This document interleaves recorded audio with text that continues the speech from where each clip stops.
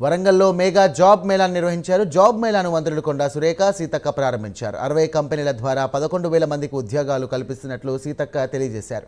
నిరుద్యోగులకు ఉపాధి అవకాశాలు కల్పిస్తామన్న హామీ ఇక కాంగ్రెస్ నెరవేరుస్తుందని ఆమె ఈ సందర్భంగా తెలియజేశారు. వరంగల్పై సీఎం రేవంత్ ప్రత్యేక ఫోకస్ పెట్టినట్లు సీతక్క పేర్కొన్నారు. కాంగ్రెస్ అధికారంలోకి వచ్చిన తర్వాత 60,000 మందికి ఉద్యోగాలు అవకాశాలు కల్పించినట్టు మరో మంత్రి సురేఖ తెలియజేశారు. కార్యక్రమంలో ఎమ్మెల్యేలు నాయని రాజేందర్ రెడ్డి, నాగరాజు, ఎంపీ కావ్య, కలెక్టర్ సత్య, శారద తదితరులు పాల్గొన్నారు.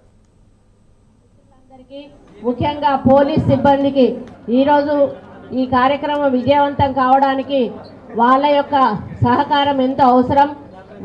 వారికి కూడా హృదయపూర్వక కృతజ్ఞతలు, ధన్యవాదాలు తెలియజేసుకుంటూ మరి మేము ఎలక్షన్ల ముందు చెప్పడం జరిగింది, తప్పకుండా వరంగల్లో పెద్ద ఎత్తున జాబ్ మేళా నిర్వహిస్తాము, నిరుద్యోగ యువతీ యువకులకు ఉద్యోగాలు ఇప్పించేటువంటి కార్యక్రమం చేస్తాము అని చెప్పడం జరిగింది. మరి ఇప్పటికే ముఖ్యమంత్రి గారు టెక్స్టైల్ పార్క్ ఓపెనింగ్ చేసి ఇప్పటికే అక్కడ కూడా మనకు కంపెనీలు తయారైతా ఉన్నాయి. అక్కడ కూడా జాబ్స్ కోసమని మనకి ఇప్పటికే నోటిఫికేషన్స్ పడతా ఉన్నాయి.